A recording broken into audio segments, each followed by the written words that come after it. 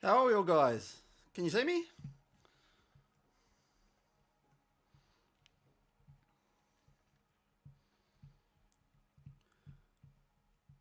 All right. Wow, we've got everyone signing in, saying where everyone's from. That looks fantastic. How are you guys? Can you see me?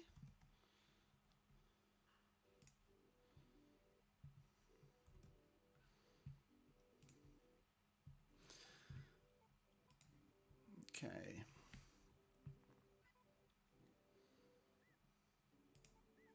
All right, let's make a start, guys. It's awesome to see everyone here. Um, I'll kick this off by saying this is something that's all pretty new to me, so it might be a little bit rough around the edges, but I'm sure we'll all learn together one thing or another. From what I can see, there's a little bit of a delay on the stream, so if I'm not responding to your comments, I will hopefully pop them up, or I will hopefully see them. But yeah, there might be a slight delay in getting to those. Okay. So what I'm going to run through today and what the intent is to basically give a really introductory type look at how you develop the Speeduino firmware, what the relationship is between the firmware and TunerStudio, and really give an overview of how the whole thing ties together. It's not going to be an advanced session. It's not going to be me sitting here putting in some fantastic complex new feature that you've wanted to see forever. It's going to be super basic, but I am going to work through something that will end up in the firmware.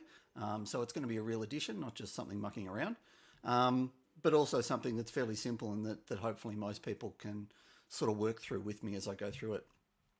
I'm really aiming this at people who have a little bit of experience with Arduino already, so you're comfortable with what the functions are, you're comfortable with how the process of uploading and everything works onto an Arduino, and looking to move on from that to building on the Speeduino firmware, or just doing something that's a little bit more serious. Okay, So the software I'm going to be working with today is obviously TunerStudio, which is the tuning package for Speeduino, as well as a piece of software called Platform.io, which in this case is built on top of VS Code. Most of you, if you've just started sort of tinkering with Arduino or anything, will have seen or will have probably used the Arduino IDE, which is a very simplistic type IDE, and it's a good way to get started with Arduino, but it's not necessarily the most complex thing to use, and it doesn't have an awful lot of features. Thorborn, thanks for that donation. That's fantastic. Look, I put that there. Don't feel any obligation, guys, to use that. I just thought I'd chuck it up in case. But please don't feel any obligation. I'm doing this just to help people out because I think it's interesting. In this case, though, yeah, I'm going to be using this software called Platform.io, and please do let me know in the chat if the text is too small or you need it made bigger or anything like that. Basically, it does the same thing as the Arduino IDE, but it just is a little bit of a nicer platform for working in, and it makes coding just a little bit nicer. It's fairly straightforward to set up. There's a lot of guides and documentation out there on how to do it. So look, if you want some instructions on that, let me know, but it is pretty straightforward to set up. Okay, so where we're going to start is with TunerStudio and how it hangs together. If you've used TunerStudio with any other ECUs in the past, be it a Megasquirt or something like that, you'll probably, one of the first things you might notice is that Speeduino looks very different in there, looks very different to what Megasquirt does. And that's because TunerStudio is a very, very powerful and very, very flexible piece of software that you can really adapt to the ECUs that you're using. A bit too small in the text. Okay, yep, I'll make it a little bit bigger when I jump back in. And what this means is that all of these menus up the top are all customizable. All of the indicators down the bottom are all fully flexible based on the ECU that you're using, and the ECU itself gets to define those. And they're all done through the INI file. And what that means is when you load a new firmware in, TunerStudio will prompt you to update the ECU definition file in its terminology. And that's simply the INI file. And that's where everything that gets shown in these menus is defined, and how they relate back to what's on the ECU is defined as well. Okay, so if I jump back in here, we're just going to make things a little bit bigger. Okay, let's try that, see how we go. So this is the Speeduino INI file here. It's a pretty big file, right? It's what, 4,000 lines long now. And most of what's in here, you probably don't need to worry about. Most of what's in here stays the same month on month. It never changes. But there's really three things that we need to look at in terms of what goes into this file and where we start off. The first is, and thank you, Gary. That's fantastic. The first are the memory pages. These are the pages that tell TunerStudio how all the various settings that are in it relate back to what's on the firmware itself. Everything here has a relationship with something that's stored on the Arduino board. And the memory location, which is this column here, defines where that will sit in memory. You have different pages. Now, basically, these are just different breakups or different chunks of memory. And we break them up just to make things a little bit more straightforward. As it stands at the moment, there are 10 pages of memory for the Speeduino. And every single setting that you see in TunerStudio has to be defined somewhere here. If it's not defined here, it doesn't go back to the board. So that's the first really important thing that we have in this INI file. The second is the definitions for all of the menus and all of the dialogues. So we see menus here, we can open up a dialogue, and this all has to get defined somewhere, and that all happens within the INI file too. So if I want to look at, say, let's pick a nice simple one. Let's pick the thermofan. Pretty straightforward dialogue. It's got, what have we got, 7 items here. Some of them are numbers, some of them are drop downs. And we can find the same thing here, probably under fan dialog, no. So this is the menu definition. We see the accessories menu, which is what we had here, accessories. And we have an item in it called thermofan. And that relates to a dialog called fan settings. Now, I'm going over this all fairly quickly. I'm going to run through it in detail as we add a feature later, but I'm just giving a really quick overview of how there are, how the 3 main aspects of the INI file hang together. So if we have a look at the fan settings dialog here, we'll see the same 7 items that we saw in TunerStudio itself. There's also this entry for topic help, which is, if you go help there, it will open up a browser that takes you to this URL, which is the manual page for the fan. So all we're doing here is saying, here's a field. We're going to label the field fan mode, which is the same as what we get here. That's simply the text. And then the next item here, fan enable, this relates to one of the pieces of text or one of the pieces of memory that we defined in section 1. And again, I will go back and explain this in a bit more detail. But for now, this is just a quick overview. You can also see that some of these have one more item afterwards. This is an enable item. So we've got the fan enable setting, which is what lets us turn the fan on and off. And the rest of the settings, though, are only enabled when that is turned to on. So if I turn that to off, we see all of those become locked out and become grayed. And that's what this setting here is doing. Okay, so that's very quickly how we do a dialogue. And there's all sorts of fancy things you can do with dialogues. We can put, where are we?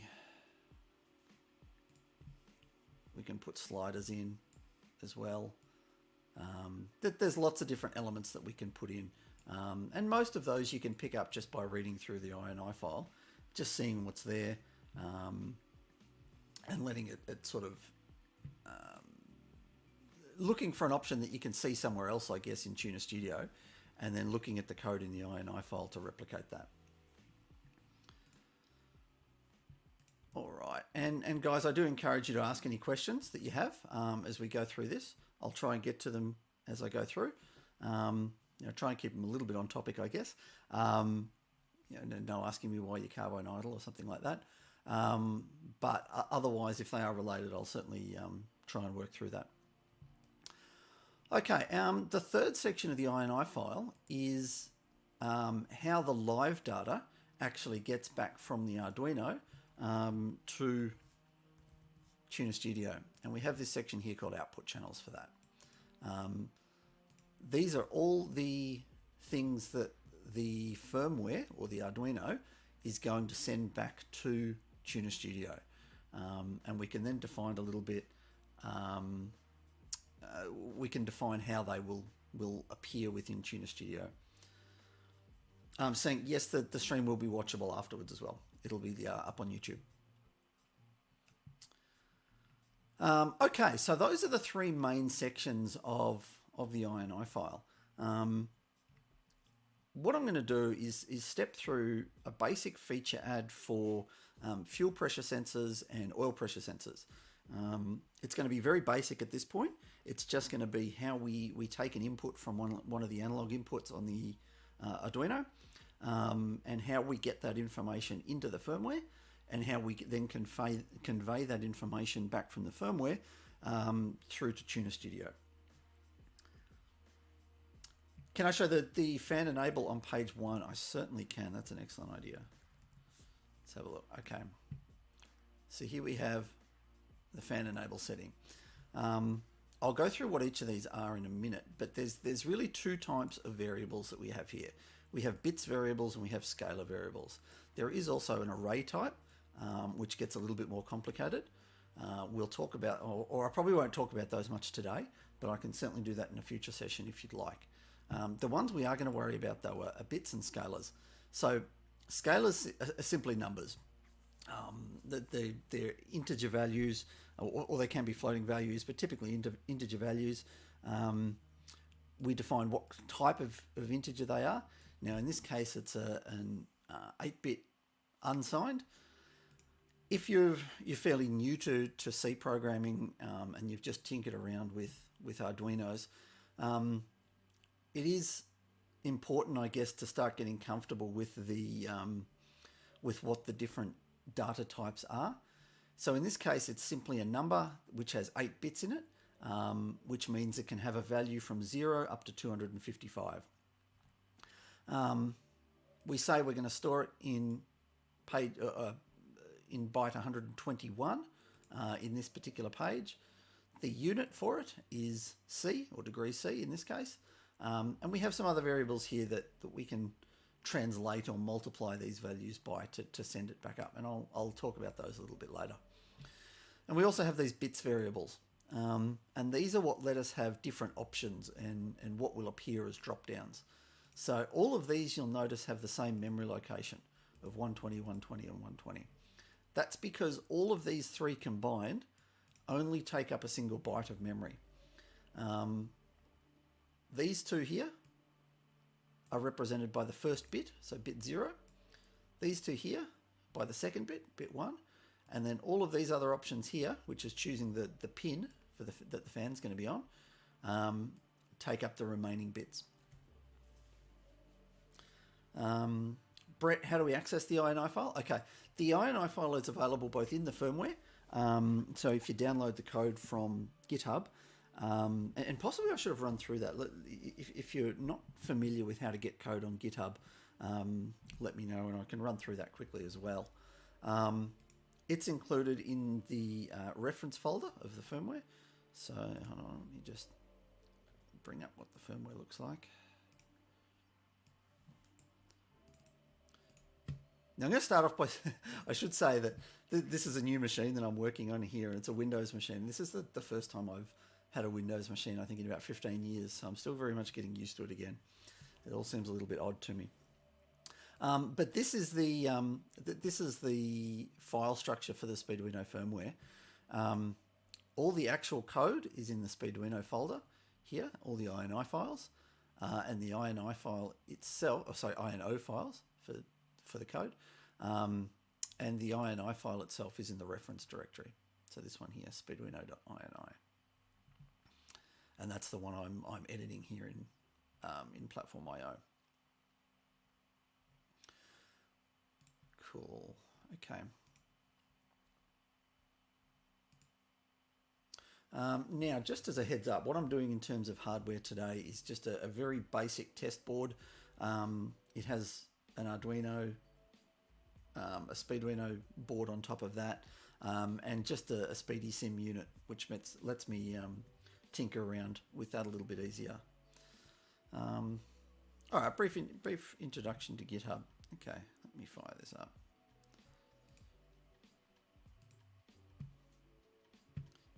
I'll just pop this up first. This is just a quick photo of the setup that I'm using. My goodness, that's a terrible photo. But you can see here the Arduino at the bottom, a very old Speeduino board on top, and DIY EFI's SpeedySim, which we can use to modify things like the RPM and some of the analog inputs. All right, but GitHub. Git is a complex tool. It can be really intimidating to use at first. I know certainly it took me a little while to get used to it. But really, there's a lot of stuff that you only have to worry about the simple side of things and only have to do the basics on it.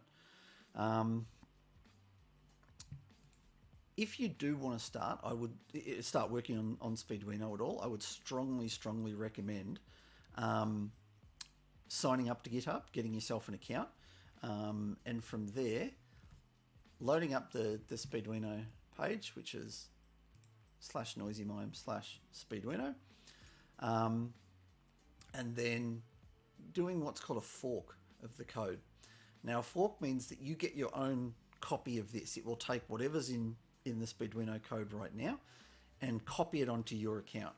So you get your own little copy of it that you can work on and that you can change and not worry about having to interfere with the main code or anything like that. Once you do that, the other piece of software I'd strongly recommend you grab is GitHub Desktop, and that's available just on the GitHub website. Desktop. And that just makes it really easy for downloading the code then off your fork, and then sending any changes you have back up. I don't really want to run over Git today, simply because I could spend a whole hour-long session just going through Git, which is not ideal. But start having a play with it. I don't have it running at the moment, but I can show you what it looks like quickly.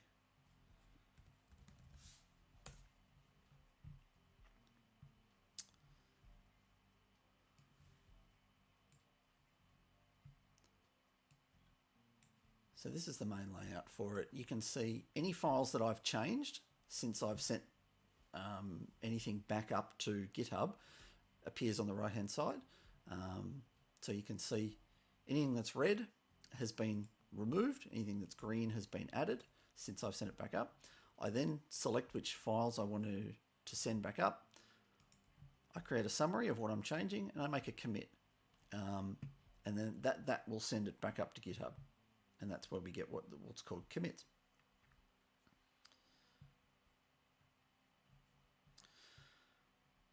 All right.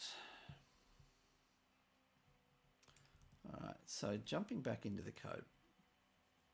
Okay, so what I'm going to work through today is, as I mentioned, adding fuel pressure and oil pressure readings on the Arduino, and then how we get those showing as a dialog within TunerStudio, and how we get the live readings back into TunerStudio itself.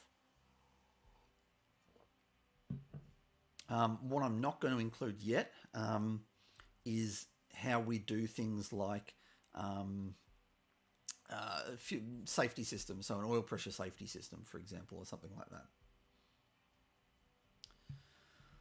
All right, so let's make a start here. Now, I've written most of the code already here that we're going to run through, just to make sure it was all there and that I wasn't just typing out code, which is a bit boring to watch. So what we're going to jump to is this section here. Now, I'm in page 10. I'll scroll up, but you can see it's page 10 because it comes before page 11. And I've created a bunch of variables here. The page size is fixed, so at the end of each page, we have a big unused array that just sort of slurps up the remaining memory. So at the moment, that's 56 bytes long, that big soaker array, and we're going to use 6 bytes of memory for these two lots of settings. Doesn't sound like a lot, and it's not a lot, but if you're coming from a world of desktop programming, one of the first things that you need to understand is how memory works, and that memory is a lot more scarce than what it is on a desktop. So we do need to be pretty careful with it. Can barely hear what I'm saying. Do I need to turn the volume up? If anybody else is hearing me coming through pretty quietly, let me know. Okay, so we've got two sets of settings here, and they're identical for fuel pressure and for oil pressure. And what we're going to do is go through and I'm going to uncomment them, and I'll talk about what they each are as I do them. The first two are really simple. These are simply enable settings. So it's whether we're turning the setting on or turning the setting off. Each of those take up 1 bit of memory, which is nice and small. So that's fairly simple. The next two, again, fairly straightforward. They're the pin that we're going to take this on, the input pin. We have all the analog inputs because these are obviously analog sensors. So these are all the analog inputs from A0 up to A15. If you've done any work on an Arduino or any analog sensing type work on an Arduino, that should be really familiar to you. It's exactly the same as what you would see and use in the Arduino IDE. And they relate to them the same way. The next four are all about the calibration, so how we calibrate our sensors. And in this case, we have a minimum value, so it's what the sensor reading is at 0 volts, and then what the setting reading, what the sensor reading is at 5 volts. In both cases, these are KPAs because that's typically what these sensors measure in. We can have an alternate entry in here to show those in something like PSI, but for the sake of simplicity, we'll keep them at KPA for now. And again, they're just the same for both fuel pressure and oil pressure. Now, the only odd thing you might notice here is that these ones have the U08 and these minimum ones have an S08. And this is what's for a signed variable and an unsigned variable. A signed variable is simply one that can have a minus sign at the front to indicate that it can go into negatives. Now in this case we need it because the calibration values for these particular kinds of sensors, and I'll get to the calibration in a minute, can go into negatives for these types of sensors. Not very far into the negatives, but it certainly can go below 0. So those have to be signed values, which means that instead of being able to go from 0 to 255, they can go from minus 127 through to positive 127. Okay, and we see we've got our 6 bytes of memory here. We've got one for those two. Now this doesn't take up the whole byte. You'll see we're only using 2 bits out of it, and that's okay. We'll come back and we can possibly use those other bits for something else a little bit later. This is our second byte here at memory location 136, and then we've got another 4 down here, which makes for 6 bytes. So what we're going to do is get rid of that line and do this one instead, which is saying that we've moved the start of this Soka block from 135 up to 141. So just another 6 bytes there. And we've reduced the size of that array from 56 bytes down to 50 bytes. All right. So the next thing is how we get this defined in the Arduino or in Speeduino. How this actually relates to anything on our board. And all of this is done through this magic file called globals.h in the firmware. So we load this up and we look here and we've got all of these struct documents, they're called, which is kind of like a big array that we name. And this is the struct document here. So going from all the way from the bottom, you don't need to know how a lot of this stuff works. You just sort of copy what's already there. And I'll be honest, that's all I do when I'm adding a feature here. So we have a struct called config10, which relates to config page 10 in TunerStudio. And everything in here is in the same order and is the same size as the INI. So if I go to the top of page 10 in the INI, wherever it starts, so page 10, we see it starts with a variable called crank enrich bins. It's array and it's 4 bytes long. If we jump into globals, we have cranking enrich bins. It's a byte and it's an array that's 4 bytes long. All of these match. They're in the same relative locations in this file as they are in the INI file. And that's how the two align together. So if we go down the bottom, the last setting that we had previously was cranking enrich taper. And we look in here.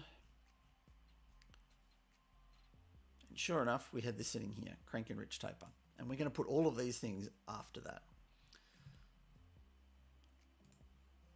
So conveniently, they're already here. Isn't that helpful? So what we're going to do is just uncomment them. We've got the same things in the same order and at the same sizings as we had in the INI. We've got the two enable settings. Now this notation is a little bit uncommon, so many of you might not have seen this before. We're basically saying we're declaring 1 byte of memory, so again 8 bits. We're going to call it fuel pressure enable, and this character here, the colon, is indicating that this variable name, fuel pressure enable, is only going to use the first bit of the byte that we've declared. So just like we used our bits here, and we said this is the first byte of memory, and we're only going to use that. That's the equivalent of that in C code. So it's only taking up a single bit of memory. These three together, you'll note, add up to 8. 6 plus 1 plus 1 is 8 bits, and 8 bits make a byte.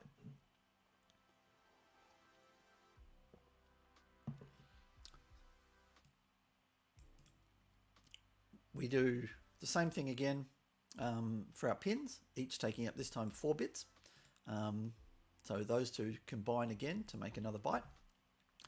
And then we've got our four calibration values here. Now, just as we had signed and unsigned values in the INI, we've got signed and unsigned values in the code. These look a bit scary if you haven't ever come across them before. But basically what this is saying is we're going to declare an integer. It's going to be 8 bits long. And the underscore T is just a... So I'll do that. Is simply saying that it's a type.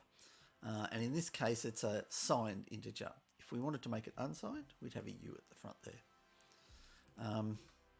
Like I said, these sometimes do look a little bit scary, but they're not too bad once you get used to them. Okay. Oh yeah, do you like the hoodie? They're available in the store if anybody wants them.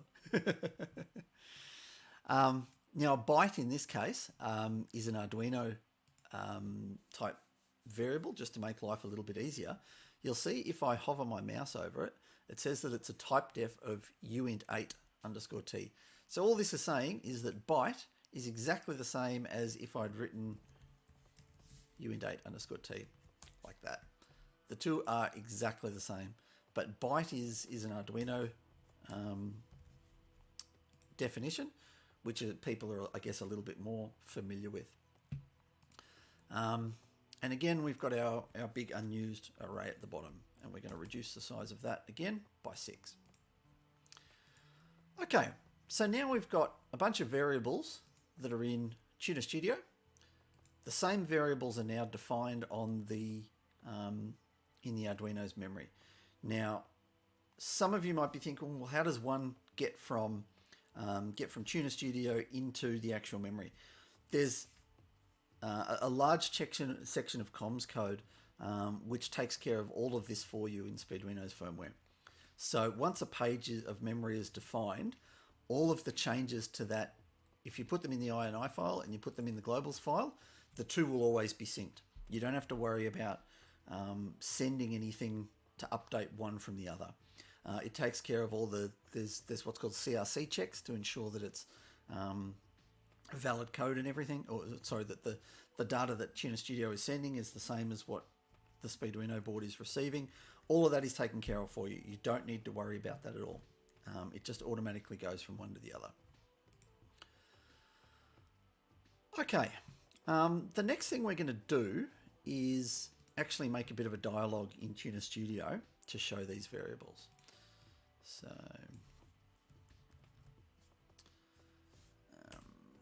okay, now our dialogue is actually going to be in a couple of different parts, because creating the GUI in TunerStudio is a little bit messy.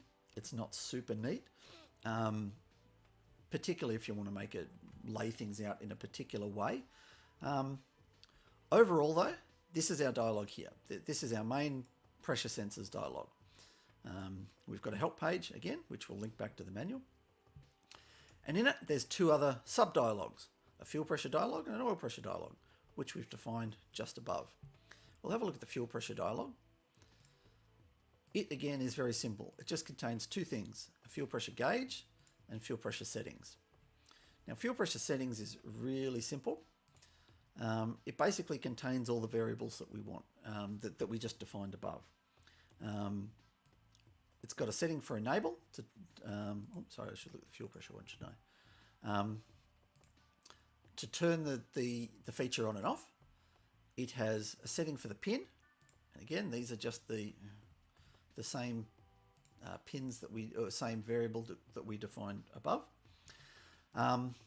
This one is a little bit trickier. This is a drop down for calibrating the minimum and maximum values. Now, in this case, there's really only two common pressure transducers that are used for fuel. One of them is 100 psi and the other one's 150 psi. If you do a little bit of digging around online, you can eventually find the data sheets for these things, and you can find out what the actual calibration function is. And I've written each of those there. So this is the 0 to 100 psi sensor. This is the 0 to 150 psi sensor. And all we're saying is that if the user picks this one, it'll set the fuel pressure min value, which is the variable that we created up above in page 10. It'll set that to -3. And again, I said that that one had to be able to go to negatives. And it'll set the maximum to 103. If they pick the 150 psi one, we'll go from -18 through to 168. The user can also enter their own values for these min and max values and do their own calibrations, but having these drop downs of common sensors makes it a little bit simpler, given that 99% of people are going to use one of these two pressure transducers because they're by far the most common ones on the market. Okay, so getting these to look the way you want can be a little bit fiddly, but it's not too difficult. You do end up doing a lot of these sub-dialogues though, just to make it look a bit nicer. This is the only dialogue here though that actually goes, that we put in a menu, and I'll get to that next. And then it has a bunch of sub-dialogues which have sub-dialogues themselves. So let's have a look at what that actually is like. The one other thing that we have to do before we can use this dialogue is put it in a menu somewhere, because as it stands at the moment, there's no way to access this dialogue. And we do that in, not bad, in this menu section. So we're in the menu here called accessories. Now if we have a look back in TunerStudio, we can see that there's nothing in there for those pressure sensors at the moment. What we're going to do though is put it right down the bottom. And we use this magic word called a submenu. And we're going to say open the pressure sensor dialog, and that's the one that we created down below. And the menu item is going to be called fuel-oil pressure. Okay, so what I'm going to do is save that INI file, jump back into TunerStudio. I'm going to bring up the project properties dialog, which of course appears on another screen. I'm going to select other or browse. And I'm going to go to my code that I was just in, and I'm going to go back to that reference directory that I mentioned, which is where the INI file is stored, speeduino.ini. And that's the file that we've just been editing. We open that up. TunerStudio will reload. Sometimes it will give errors or warnings. It's good to view these just so you know what they're saying. Now in this case, it's saying that the array size doesn't match, which makes sense because we changed the array. So it won't match what was previously in the tune. It's only a warning. Now, anything that's a warning, TunerStudio can work past. Anything that's an error will stop the program from continuing on. disconnect that for now. But we look up in the accessories menu and we've now got fuel and oil pressure, which is the dialog we created. If we open that up,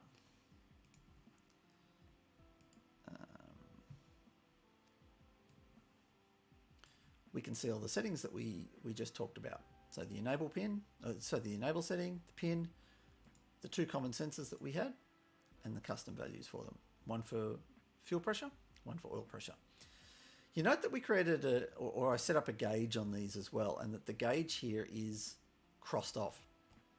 I'm going to talk about that now. The reason that's the case is because when we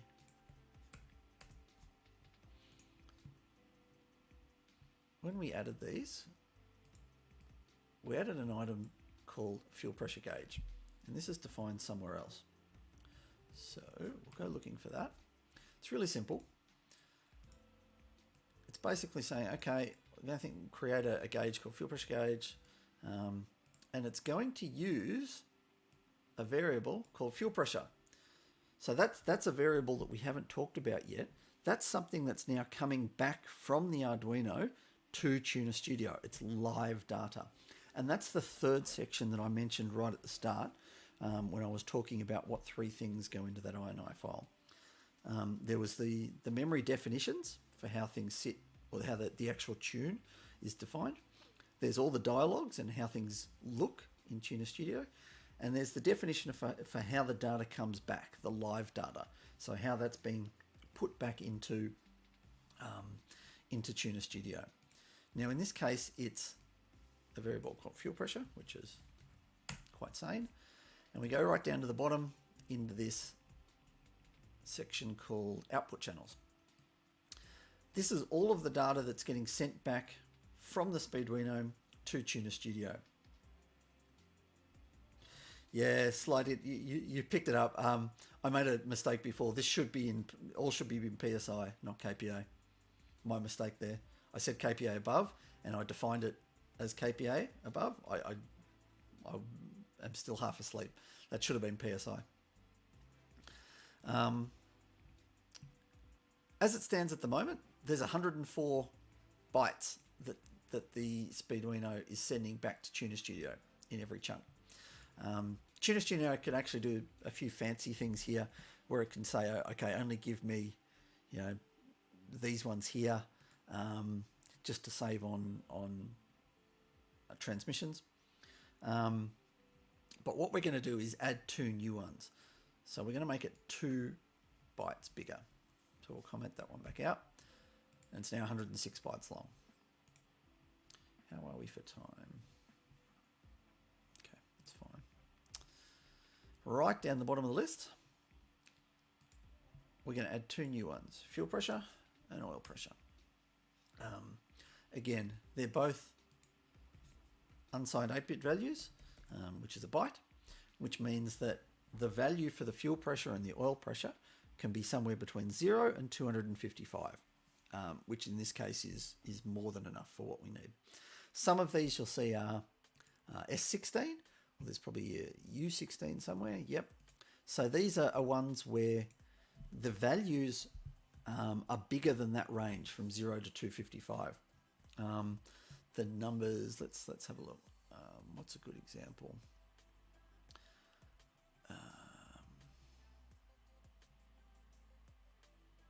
Okay, so the loops per second. Loops per second is a testing variable that I use that shows how many times the loop function on the Speeduino is running every second. And this typically runs somewhere between 900 and 1000. I can't use a byte value, an 8-bit value, because that only goes up to 255. So I wouldn't be able to send the number 900 if I only had a byte. I need a 16-bit value. So for these though, going up to 255 PSI is fine. We're never going to have fuel pressure or oil pressure that should be in that range. And if we do, we can change that later on. Okay, the one thing we do need to do though now is tell the firmware that we've got 2 extra variables that we need to send back to TunerStudio. So back in the globals file, we actually need to store somewhere what the fuel pressure is and what the oil pressure is. And I'll get to how we calculate them in a minute, but we need to store them somewhere. And within the firmware, there's a great big struct called current status.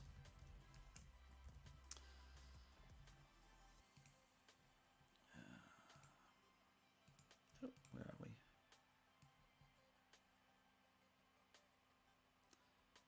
Got to find it now. Okay, here we are, statuses. All of the values in here are things that will change and things that will get updated with live values while the firmware is running. Right down the bottom of this, we need to add 2 new ones. And you can see, by the way, all the common things that you'd expect here. Coolant is simply the coolant value. TPS dot is the TPS dot time for how fast you're pressing the throttle. All of the standard things, what the current VE value is, VE1 and VE2, what your O2 reading is. Everything that's a live value that needs to go back to TunerStudio gets defined in here. So right down the bottom, we're going to add 2 new ones. Again, they're bytes, simply because we know that 255 PSI is going to be enough for us. And we put 2 new ones on. One for what the current fuel pressure is, and one for what the current oil pressure is. Again, I'll talk about how we calculate those in a minute, but for now, we just need to actually have somewhere to store the value. Finally, we need to tell the firmware how to send those back to TunerStudio. And I realize that this is starting to add up, that there's a lot of steps involved here, and that is true to a degree. A lot of this you'll get fairly comfortable with, though, as time goes by, if you do this often. But really the best advice I can give is just copy what's there. Find a feature that's like what you're trying to do and simply copy it, because that's going to be the easiest way, and you know you're going to get everything right then. Okay, the next thing we need to do is jump into this comms file. This is the code that handles all the communications between TunerStudio and the firmware. In it, we have a function called send values, which, as the name suggests, will send values from the firmware through to TunerStudio. If we look in that, we're creating an array of all the things that we're going to send, and it takes a size for log entry size. Now, I won't spend too long on it, but we define that in here. So we change that from 104 to 106. Then we see the giant big list of everything that's going to get sent from TunerStudio, from the firmware through to TunerStudio. And just like the memory pages before, this matches what's in the INI file. So the last thing that was on the list was VSS, so vehicle speed, and gear. And again, those we'll see are the last 2 that are in this list here, VSS and gear. The 2 that we're going to add are really simple. They're the 2 current status variables that we just added, or that we just created. One for fuel pressure and one for oil pressure. So this will mean now that the value of those in the firmware is now being sent back to TunerStudio.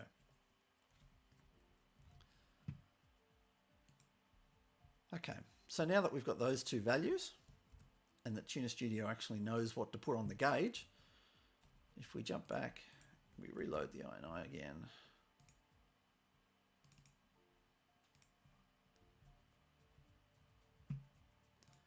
We'll see that if we go into fuel and oil pressure, those gauges now work. Now, look at that. They're going crazy. They're all over the place. And that is exactly what we'd expect, because we haven't done anything with those variables. We haven't given them any values. They're just all over the place. They're random. We're not doing anything with them. So we need to actually give them some values for what they should represent. Now, in this case, we're simply going to read from 2 analog pins, A14 and A15 in this case. So we'll close that down. We'll jump back in here, and we're going to open up a file called sensors.ino, which again, as the name would suggest, is doing all our sensor reads. And we're going to create 2 new functions in here. one called get fuel pressure and one called get oil pressure. And again, they're fairly straightforward pieces of code, but let's run through them. We're going to start off, just because it's good practice, of creating a temp variable. And we're just going to call it temp fuel pressure, and we're going to set its value to 0. We're going to have a temp reading, which is where we're going to put the value that we receive from the pin when we do the analog lookup. We're going to perform the analog read. If you're familiar with doing any analog reads on an Arduino, this should look very familiar to you. We're putting in the pin here that we defined before. We're calling the analog read function, which is an Arduino library function, and we're storing the value to temp reading. I can imagine you're all thinking, why the heck are you doing this twice? You're doing the same thing once and then you're doing it again. There is a reason for this. It's complicated for why I'm doing it, but in essence, I've tweaked the way that the analog read works to run a whole heap faster than it does in the normal Arduino code. Just to ensure that the read takes place accurately, we call it twice. Now the second one, in most cases, the second time we call it, will return instantly the same value. It won't take very long to do that at all. But it does mean that we're ensuring that we get the right value, or in particular an accurate value, back from the ADC within the Arduino. From there, we have to turn that value. Now that value will be somewhere between 0 and 1024. And the reason it's 1024 is because, and this gets a little bit complicated, the Arduino in hardware has a thing called an ADC, an analog to digital converter, which is taking an analog voltage value and converting it to a digital value, a number. In the Arduino, it's what's called a 10-bit ADC.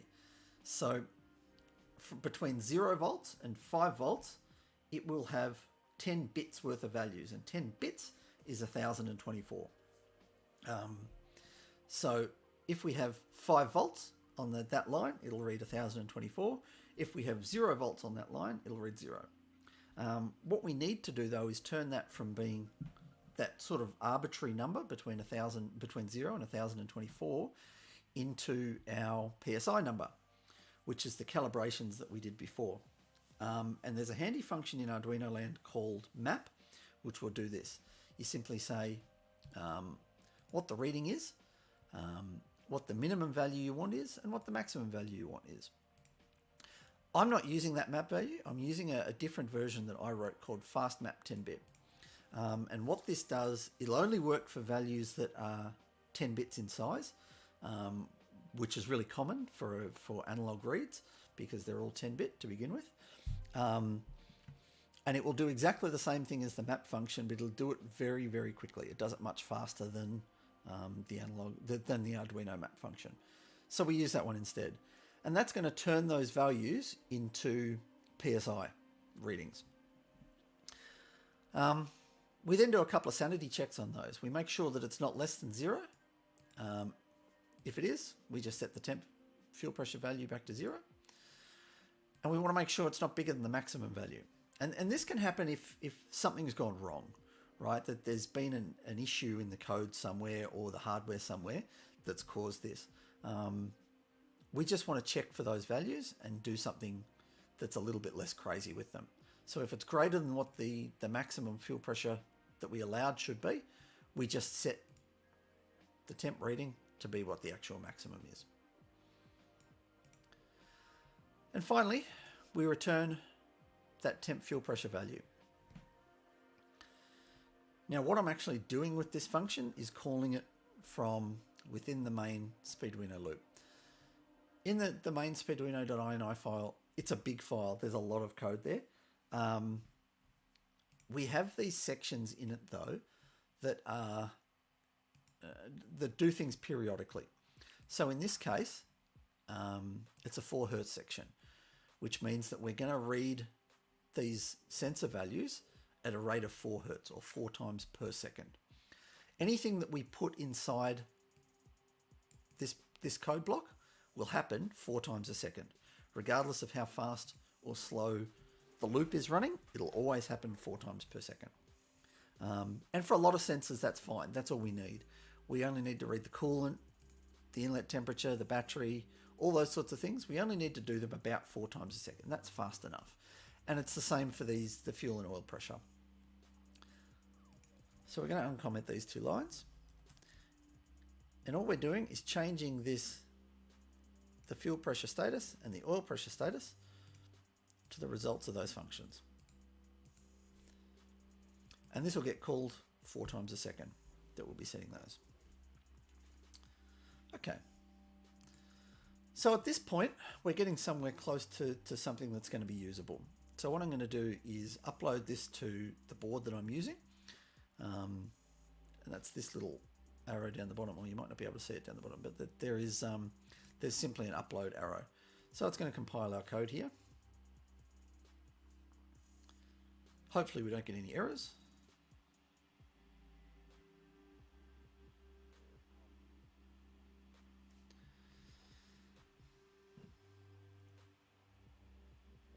It's going to upload it to our board.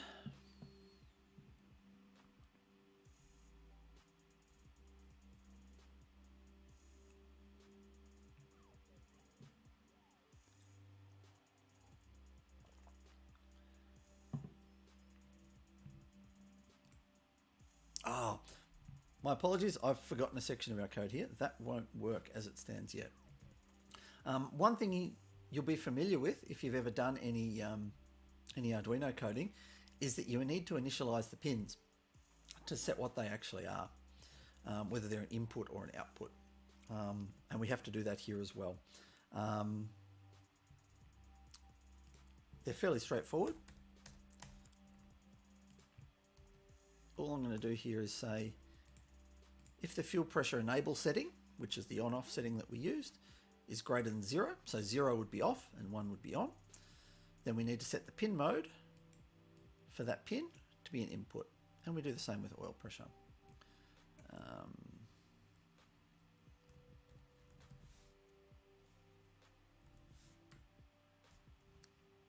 There's another line here that we just use as a safety check.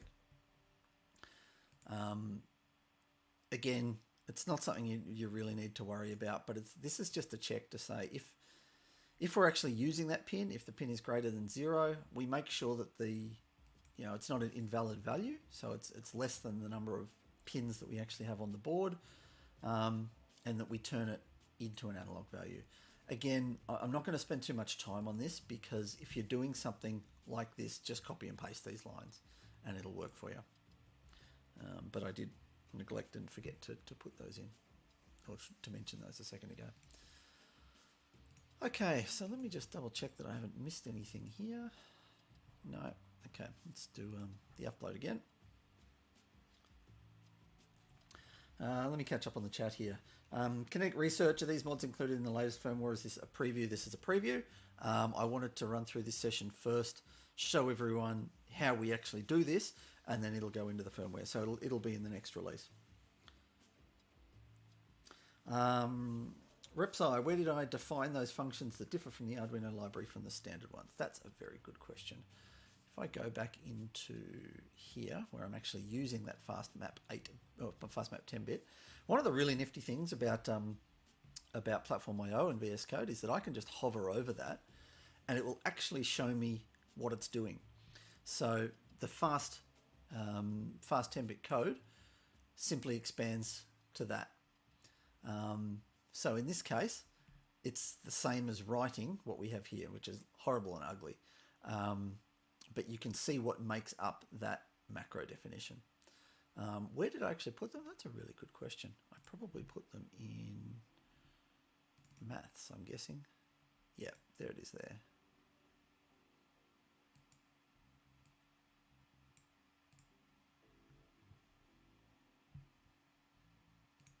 Okay, that upload's complete now. So we're going to jump back into TunerStudio. We'll connect to our board. We'll go into fuel and oil pressure. Hey, and our gauges aren't going crazy now, which is good. Now let's see if they actually do anything. Let's turn these knobs. And look at that, we can see the fuel pressure going up and down as I turn the knob on this board. And the same should go for oil pressure.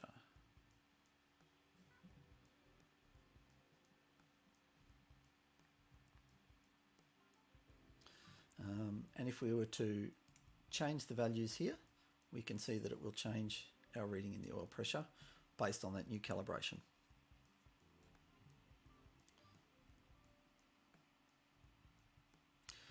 All right, so that's the basics of the feature that I was going to run through today. Like I said, it's not a full-featured thing yet.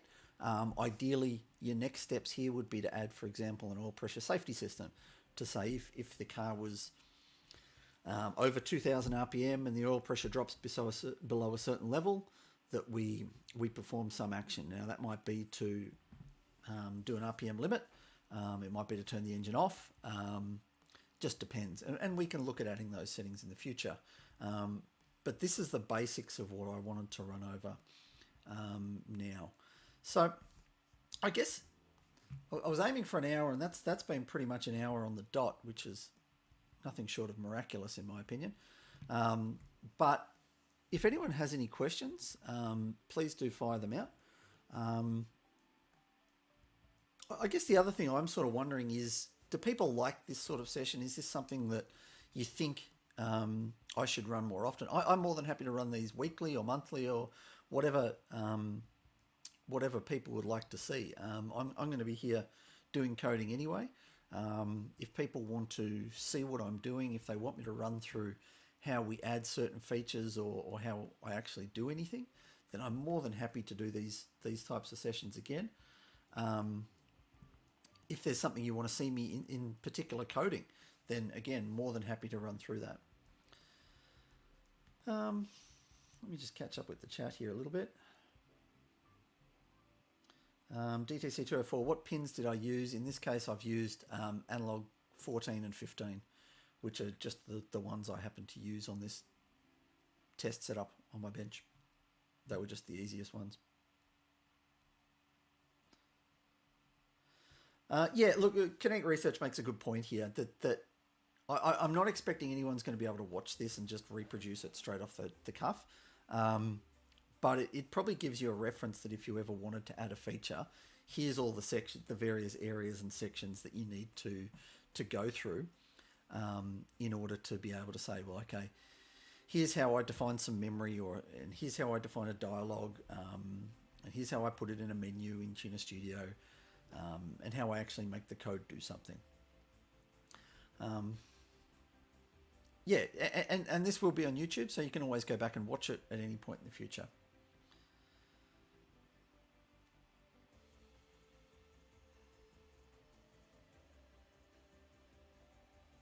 Yeah, cool. So it sounds like there's a little bit of interest in these types of sessions. I might set them up to run monthly or something like that, and we can decide in advance what the best thing you want me to run through will be. I can't always promise that I'm going to be able to do everything. The same goes with general features in the firmware itself. But I think this was a reasonably simple feature that we could start off with today. And it's good to see that we're at a point where we can twiddle a knob and we'll get varying values in TunerStudio. And the other thing I'd mention is I haven't actually done anything with this code, right? We're just pulling the values in, storing them, and sending them back. We can be doing anything we want in the firmware with these going forward.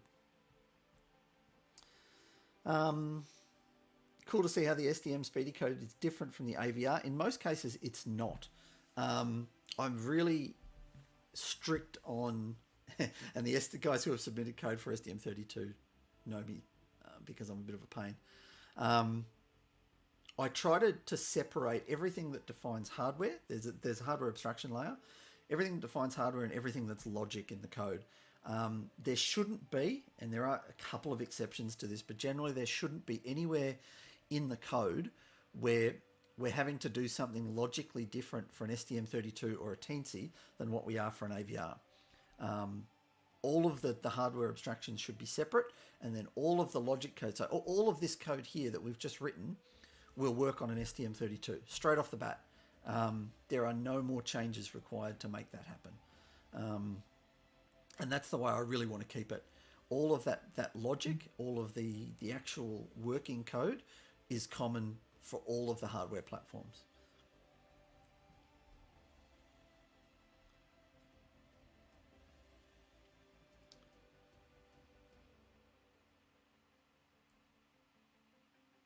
Comment from Slided there. Maybe next release we can have an aux temp and aux pressure that we can use. So I was actually thinking before I started this whether the fuel pressure and oil pressure were a good one to add, because we do actually already have the local aux input channels that we can use, and we can define things as being local analog and local digital, and we can define what pin they sit on. That's already there today.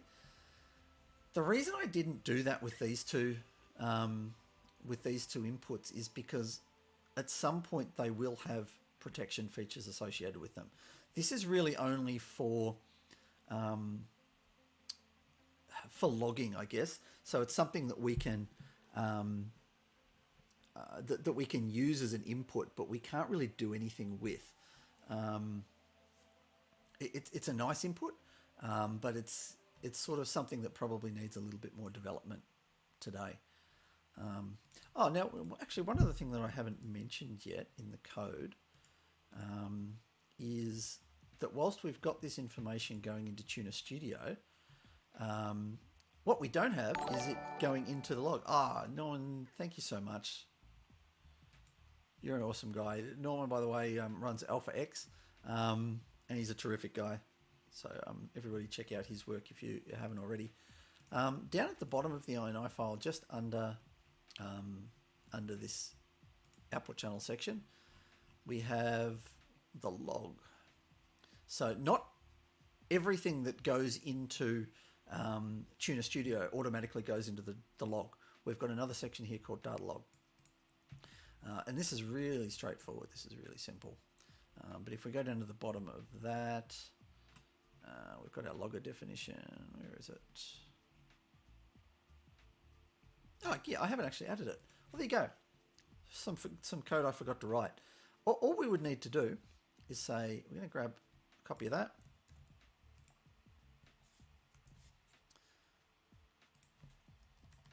I'm going to say fuel pressure.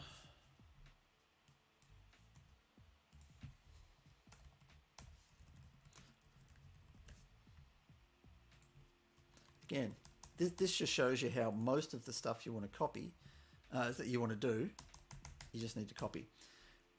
This variable here at the end is a test to say whether we're actually going to include it in the log or not. You don't want to fill up people's log with 1,000 variables that they're never going to, that they can just ignore because they don't actually use that setting. If you're not using a fuel pressure sensor, you don't want to see fuel pressure in your log. So what we do over here is change this and say fuel pressure enable, and this will mean that the fuel pressure value only gets added into the data log when it's actually enabled. And we can do the same thing for oil pressure.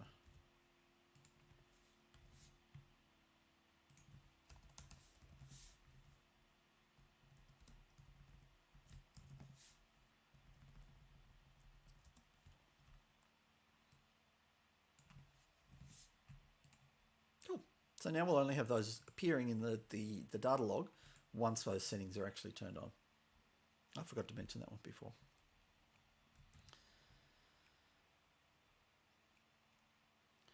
Yeah, fuel pressure compensation for AFR. Yep, perfect example of the sort of thing we can use this for.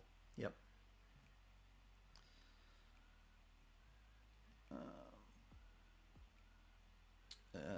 Question: how does setting up a digital or square wave inputs differ from adding analog inputs?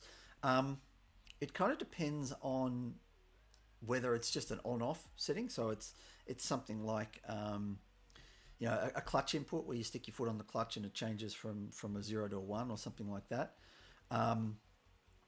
or whether it's a frequency thing. So whether you're continually getting a pulse train. how you do those varies a little bit.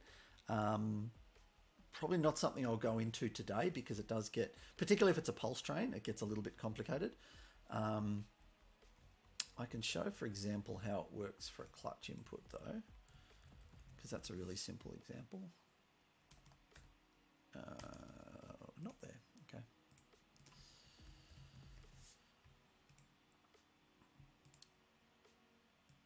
This is how we do a clutch trigger read.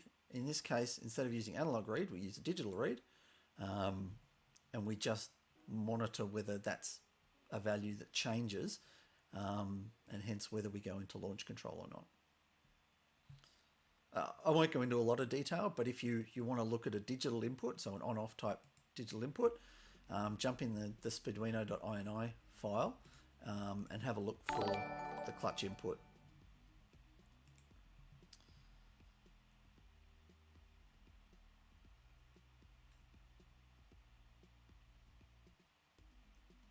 Yeah, so a comment there from AS Motion Lab. MCs that use like this are single threaded and they're never idle. Yep.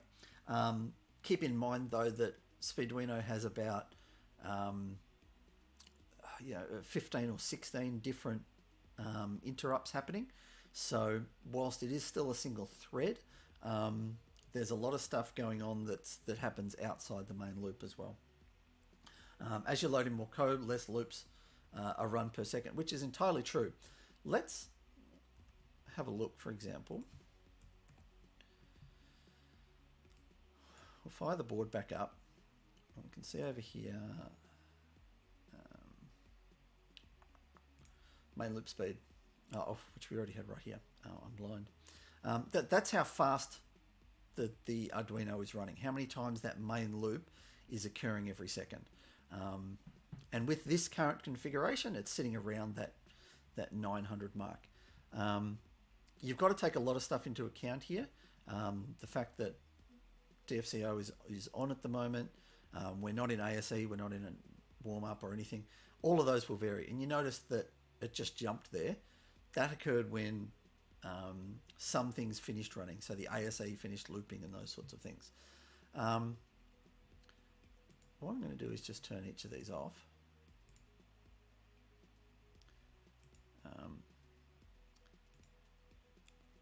And in fact, there's something we forgot to do in the code here, where we didn't actually do a check to make sure the setting was turned on before we did a read.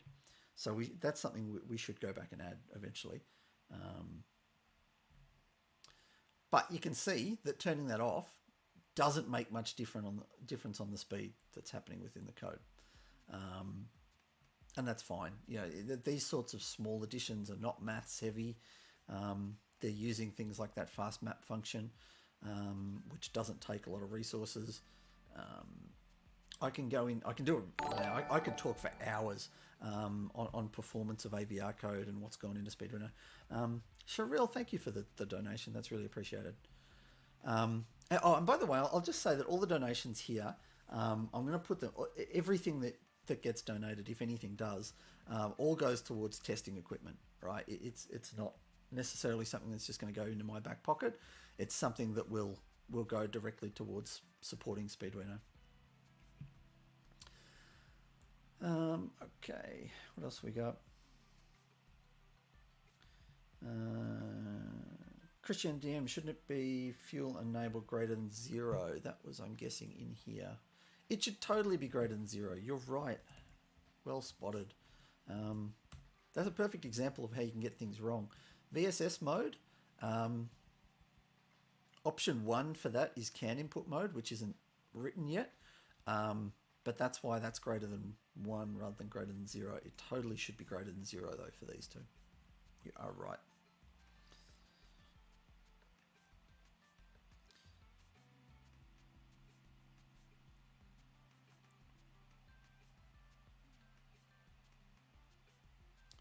All right. Just flicking through the chat. I can't see anything else that's popped up. Again, there is a bit of a delay here. I'll look at that for the next session and figure out why there's a delay, because that's a bit annoying. But otherwise, guys, that's pretty much everything I wanted to run through today. So I'm going to sign off for this morning. If you've got anything else that you wanted to see, please leave a comment, either in YouTube or Facebook or something like that. And it seems like this has gone down well. So what I'll do is set up another one of these for either next month or in a few weeks' time, and we can do it all again. So guys, thanks for joining. I'm astounded by how many people we got. For most of that session, we had sort of 59 or 60 people viewing, which blows my mind. It's terrific. And it's something that I really enjoy, and it gives me a lot of enthusiasm, I guess, to keep working with this sort of stuff. I'll try and get the stream working a little bit better for next time. I noticed that the chat box here doesn't seem to be working very well. But I'll have a play. This is, like I said, my first time doing any of this stuff. We'll have a play and we'll see how we go for next time. Repsci, thank you so much for the donation. I really appreciate that. All right, guys. Hope you all have a terrific weekend.